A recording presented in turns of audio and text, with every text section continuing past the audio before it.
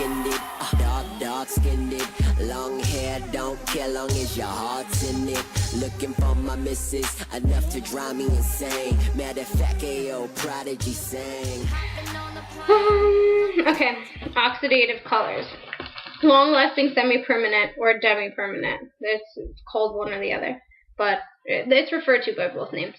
Long-lasting, semi-permanent colors, sometimes referred to as a demi-permanent, deposit only or oxidative without ammonia.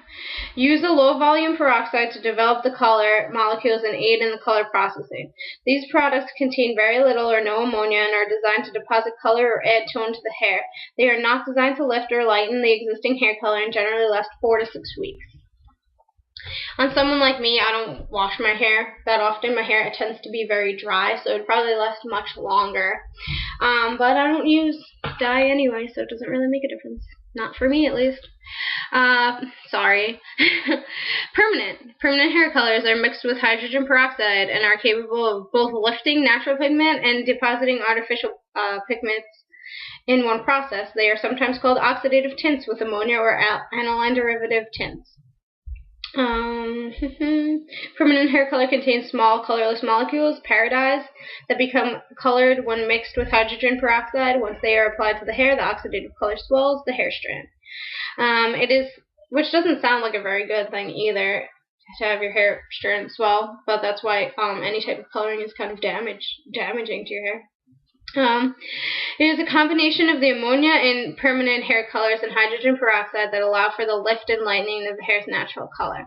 Permanent hair colors, as the name implies, are permanent. If in some instances a color remover or dye solvent can be used to remove unwanted artificial pigment, once you have removed the unwanted pigment, you may recolor the hair as desired. Permanent colors can add tone or darken the existing hair or lighten and deposit color in a single process. If you're not able to achieve the desired amount of lift using a single process color, pre-lightening may be required. Then it goes into liquid cream and gel colors, but we didn't do that today, so I'll go over it tomorrow. Toners. Toners are light pastel colors used to tone pre-lightened hair. These tones are used to deposit color and neutralize unwanted pigment remaining after pre-lightening, such as brassy golds or yellows. So if there's a brassy gold or a yellow, you're going to want to go to blue or a violet pigment as a toner to neutralize those tones. All toners should be selected in relation to the law of color. Here we go. As you know, complementary colors across from one another on the color wheel, will neutralize one another. For instance, a violet-based toner will produce a light neutral blonde on pre-lightened pale yellow hair. Since toners contain aniline derivatives, a predisposition test is also required. Fillers. Fillers provide an even base color by filling in pores, damaged, or abused areas with materials such as protein or polymers. They equalize the porosity of the hair and deposit a base color in one application. What I like about fillers is that if someone has highlights in their hair, you can put a filler on their highlights and then it's like acting with one base. So then if you put a dark color over it, you won't see the highlights show through as easily or as soon. Or at all, I don't know.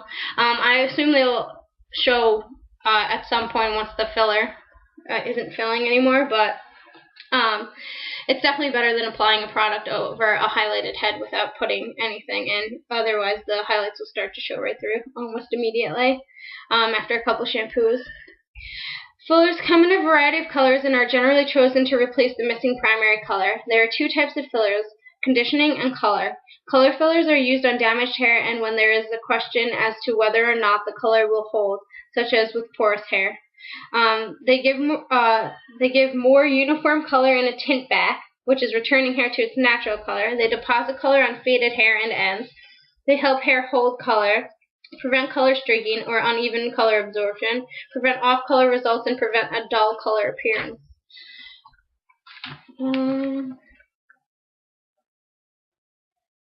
I don't think we read that today. Lighteners. Lighteners or bleaches are used to remove or diffuse melanin. They can be used to create the final color result or create a new pigment on which to build the final hair coloring. They use ingredients such as ammonium peroxide to facilitate the oxidation process.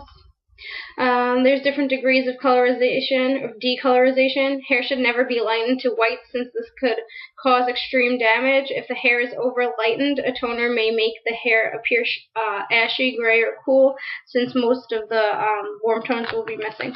But these are the different degrees of decolorization. If you can see that.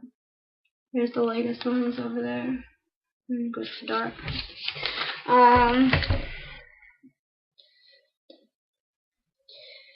On the scalp and off the scalp lighteners we didn't do today, so I'll do that tomorrow after we go over it.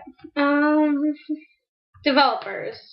Hydrogen peroxide is the most commonly used developer, oxidizing agent.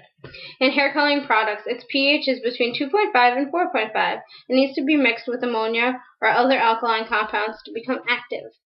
I said this yesterday, but I'll go over it again.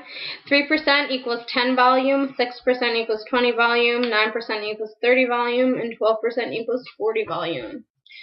There, I find it easy to remember stuff like that because if you multiply the 1 in 10 by 3, you get 3. If you multiply the 2 in 20 by 3, you get 6. If you multiply the 3 in 30 by 3, you get 9. If you multiply the 4 in 40 by 3, you get 12. The percentages are European, like the way the Europeans measure it, I guess, and then the 10 volume, 20 volume, that's the American way.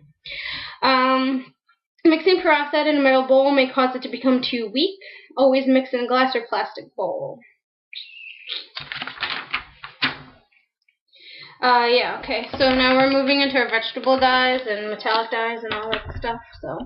The most common vegetable dye is known as henna, which in its purest form produces reddish highlights in the hair. Hair that has been colored with henna sometimes cannot be permed since the resulting buildup doesn't allow the neutralizing solution to penetrate evenly. Chamomile is another vegetable product used in shampoos and rinses to color the hair. The product is used as a rinse after shampooing and is relatively harmless to the hair. Chamomile produces a yellow stain on the hair which resembles golden highlights. Now, I don't know if chamomile would do anything to dark hair. I'm going to look into this, and I'm thinking about testing stuff out on my own hair. Since I want to find a more natural way, I'm going to start testing things like chamomile and things like lightening with lemon juice and orange juice and other citrus fruits to see if I can get an even and not a brassy tone. And even if it is brassy, see if I could find something natural to use as a toner.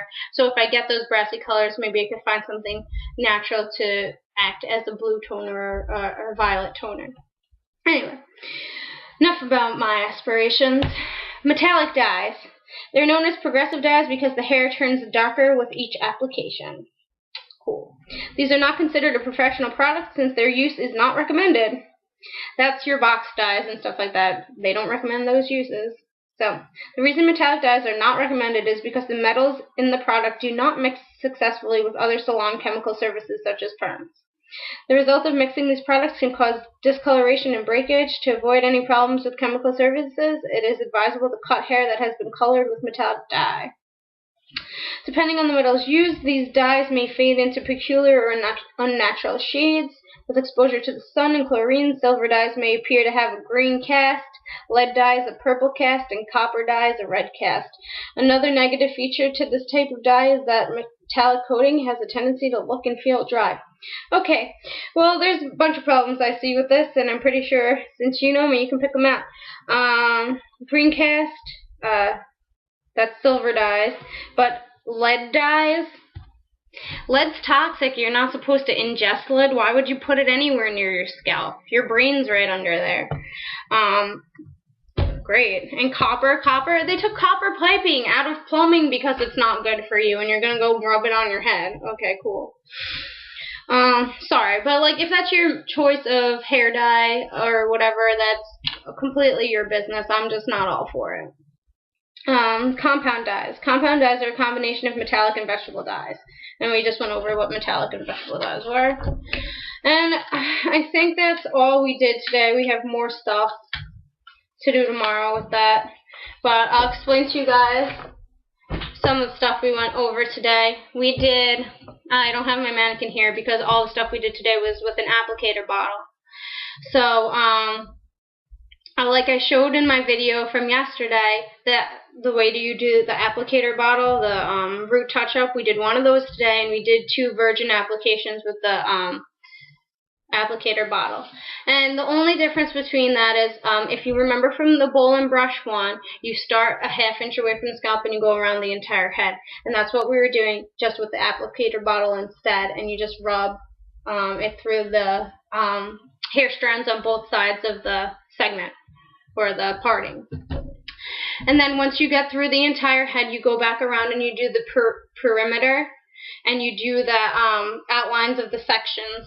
So like from here to behind the ear and all around the section. So everything's all nice and sectioned. And then you go back through all of them and you go and do the roots. Yesterday I told you that we did back, back, front, front. That's because that's what one set of teachers told us to do. Today we had Miss Sue and Miss Michelle, and they told us that you actually should start in the front and then work your way towards the back. Because especially if you're afraid you're going to run out of product, because then at least your front will be all set and people will not see the back of their own head. I know it's a crazy thing to say, but think about it. If you buy the box dye and you go to do it at home, I've done box dye on my sister's head before, and we will run out of product because she has so much hair. So if you start in the front, the back is something you can let be a little bit, so if you don't have until like the next day to go run and dye, you can run and get dye, then it'll be more comfortable having the strangeness in the back of your head instead of towards the front. But to be safe, you could always buy 2 boxes, but if you've heard anything I've been saying, I would recommend not buying any boxes of dye. But, okay. So we're doing highlighting tomorrow. They showed us how to start doing it today, but I don't feel like doing that right now, so I'll have to show you guys tomorrow. Alright, happy Rosh Hashanah or Lashana Tova to any of our Jewish, well, my Jewish viewers. I'm Jewish myself. I am not off from school for the Jewish holidays, sadly to say, but it was nice enough for Miss Sue to actually wish me Lashana Tova in class. So that was pretty cool. Yeah, I guess that's pretty much it. Hope you guys are enjoying these as always. And leave me any pointers if you can. If you don't like the videos, just tell me what I can do to make them better. I hope that you'll watch them if I do make them better.